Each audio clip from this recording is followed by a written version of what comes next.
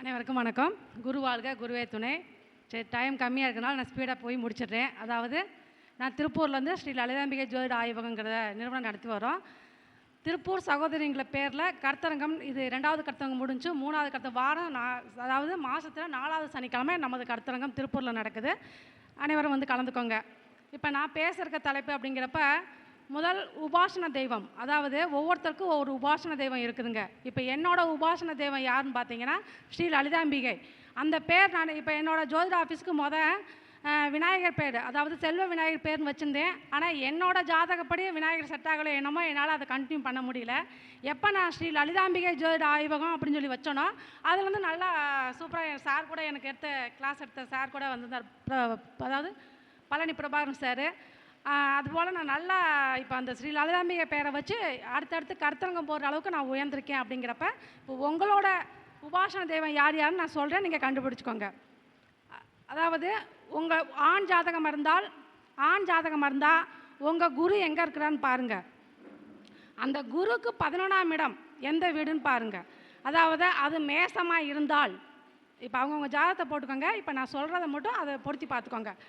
அந்த 11ஆம் இடம் உங்கள் குரு இருக்கக்கூடிய இடத்துக்கு 11ஆம் இடம் மேசமாக இருந்தால், பழனியில் உள்ள திரு ஆவினன்குடி அந்த கீழே இருக்க அது முருகப்பெருமாள் கோயில், திரு ஆவினன்குடியில் அந்த மகாலட்சுமி தாயார், அதாவது அந்த முருகனை பார்த்து இப்படி உட்காந்துருப்பாங்க, ஒரு கிரில் போட்டிருக்கும், அதுக்குள்ளே இருப்பாங்க. அவங்க தான் உங்களுக்கு உபாசன தெய்வம்.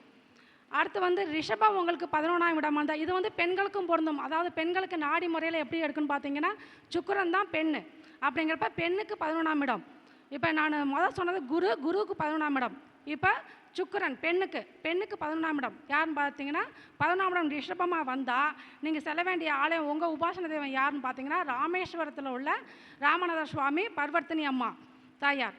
அதே போல் மிதுனம் உங்களுக்கு 11ஆம் இடமாக வந்தால் யாருன்னு பார்த்தீங்கன்னா நெல்லையப்பர் காந்திமதி அம்மா, இவங்க தான் உங்களுக்கு உபாசன தெய்வம்.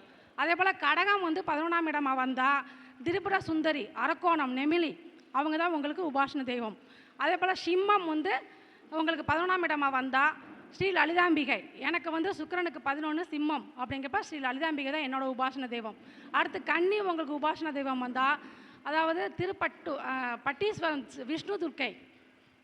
அடுத்து துலாம் உங்களுக்கு உபாசன தெய்வம் வந்தால் ஸ்ரீரங்கத்தில் உள்ள சிங்கப்பெருமாள், காட்டழகே சிங்கப்பெருமாள். அடுத்து விருச்சகம் உங்களுக்கு 11ஆம் இடமாக வந்தால் நீங்கள் செல்ல வேண்டிய ஆலயம் திருப்பதி அலமேல் மங்கை, கீழ் திருப்பதியில் உள்ள அலமேல் மங்கை.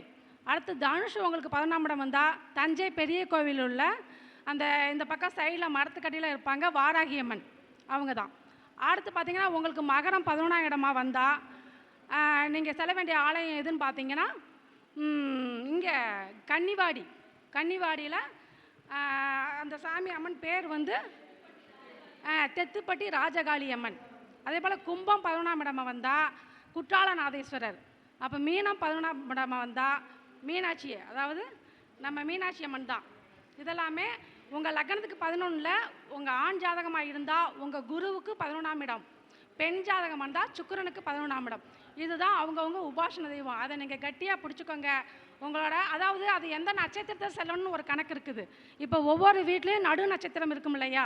இப்போ மேஷத்தில் அப்படிங்கிறப்ப பரணி நட்சத்திர நாளில், ரிஷபத்தில் அப்படிங்கிறப்ப ரோகிணி நட்சத்திரத்து நாளில், மிதுனத்தில் அப்போ திருவாதிரை நட்சத்திர நாளில், அதே போல் கடகத்தில் பூசம் நட்சத்திர நாளில், சிம்மத்தில் பூரம் நட்சத்திர நாளில், கன்னியில் அஸ்தம் நட்சத்திர நாளில், துலாமில் சுவாதி நட்சத்திரம் நாளில், விருச்சகத்தில் அனுஷம் நட்சத்திர நாளில், தனுசில் பூராடம் நட்சத்திர நாளில், மகரத்தில் வந்து திருவோண நட்சத்திர நாளில், கும்பத்தில் சதயம் நட்சத்திர நாளில், மீனத்தில் வந்து உத்திரட்டாதி நட்சத்திர நாளில். இந்த நாள் அன்னைக்கு, அந்த நட்சத்திரம் வர அன்னைக்கு நீங்கள் போய் அவங்கள வழிபட்டு அவங்களோட ஒரு ஃபோட்டோவை வாங்கிட்டு வந்து உங்கள் பாக்கெட்லேயோ உங்கள் ஃப்ரேம் பண்ணி பெருசாக உங்கள் ஆஃபீஸ்லேயோ வீட்லேயோ வச்சு நீங்கள் தினம் பூஜை பண்ணிட்டு வாங்க.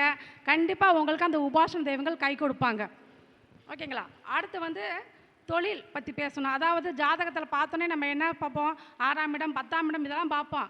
ஆனால் நாடி வெடிப்பது எடுங்க, கண்டிப்பாக சக்ஸஸ் ஆகும். அதாவது சனி பகவான் என்ன டிகிரியில் இருக்கிறாரோ, இப்போ நாடின்னு எடுத்தால் பெருசாக பேசிகிட்டே போகணும், டைம் இல்லை. இப்போ தொழிலுக்கு மட்டும் நான் சொல்கிறேன். சனி பகவான் என்ன டிகிரியில் இருக்கிறாரோ, நட்சத்திரத்தை பார்த்து நம்ம டிகிரி எடுப்போம், இருந்தாலும் அவர் என்ன டிகிரியில் இருக்கிறாரோ அவர் அந்த டிகிரி வரை யாரை தொட போகிறாரோ, இப்போ நாடியில் என்ன சொல்லுவாங்க, 1, 5, 9 சேர்க்கை, 2, 12 உபசேர்க்கை, 3, 7, 11 பார்வை. அப்படிங்கிறப்ப இந்த அவர் சேர்க்கையிலையோ மெயினாக எந்த கிரகத்தை தொட போகிறாரோ, அதாவது இந்த 1, 5, 9 சேர்க்கைங்கிறது 100% பலன், 2, 12ங்கிறதால 2க்கு வந்து 80% பலனும், 12க்கு வந்து 12%. அப்போ இந்த 3, 7, 11ங்கிறத 110% அப்படின்னு சொல்லுவாங்க. அப்போ சனி பகவான் டிகிரி வேதியாக எந்த கிரகத்தை தொடுறாரோ அது சார்ந்த தொழில் தான் அவங்களுக்கு அமையும் அப்படின்னு சொல்லலாம். பார்த்தீங்கன்னா மொத்தமே தொழிலுங்கிறது மொத்தமே 5 தான்.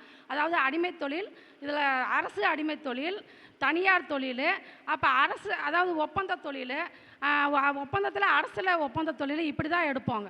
அப்போ இந்த சனி செவ்வாயெல்லாம் சம்மந்தப்பட்ட அவங்களுக்கு அடிமை தொழில். இப்போ மருத்துவம் இல்லாமல், அதாவது சூரியன் இல்லாத மருத்துவம் இல்லை அப்படின்னு சொல்லுவோம். அதாவது சனி பகவான் செவ்வாய் சூரியன் தொடர்பு கொண்டு அவங்க மருத்துவர். அப்போ அந்த சனி செவ்வாய் சந்திரன் தொடர்பு கொள்கிறப்ப அவங்க மனநிலை மருத்துவர், கண் மருத்துவர். இப்போ சனி செவ்வாய் புதன் சம்மந்தப்படுறப்ப அவங்க வந்து இந்த குழந்தை மருத்துவர். இதே சனி செவ்வாய் கேது சம்மந்தப்படுறப்ப அவங்க வந்து சித்த மருத்துவர் அப்படின்னு சொல்லி இப்படி ஒவ்வொரு சுக்கிரன், சனி செவ்வாய் சுக்கிரன், செவ்வாயில் சூரியன், சனி சூரியன் சுக்கிரன் சம்மந்தப்படுறப்ப அவங்க இந்த பாலியல் சம்மந்தப்பட்ட மருத்துவர். இப்படி ஒவ்வொரு கிரகத்துக்கும் நம்ம மருத்துவத்தை எடுக்கலாம். அதே போல் பார்த்திங்கன்னா படிப்பு, சனி செவ்வாய் இல்லாமல் படிப்பு இல்லைங்க. இன்ஜினியர் படிப்பு அப்படிங்கிறப்ப சனி செவ்வாய் தான் படிப்பு.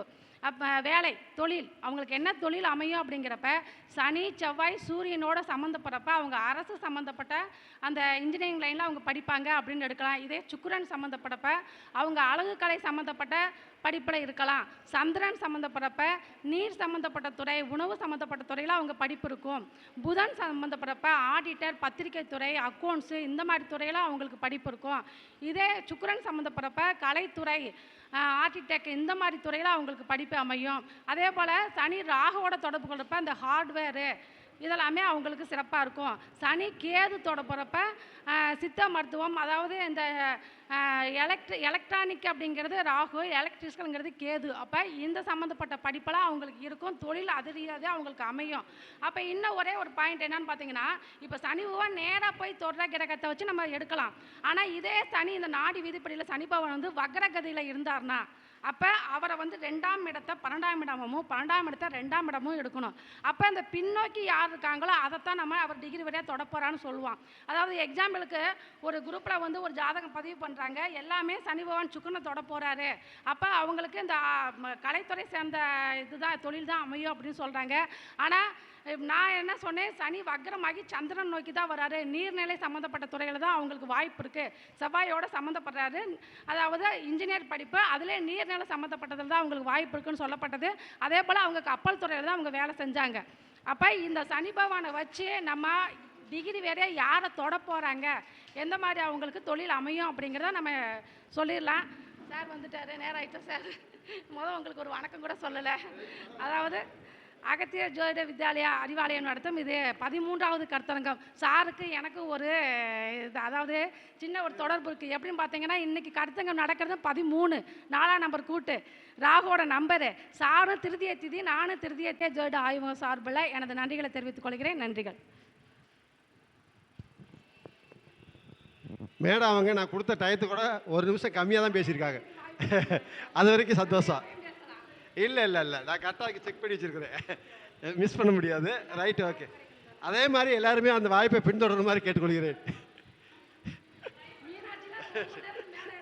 இல்லை, அதுக்கு தான் சொல்கிறேன். Right, okay. அடுத்தபடியாக பொன்னாட போ மேடம் வாங்க. ஈஸ்வரி மேடத்துக்கு பொன்னாடை போத்த விதமாக பரமகுரு மீனாட்சி அம்மா அவங்க பொன்னாடை போத்தும்படி கேட்டுக்கிறேன். வாங்க, போடுங்க.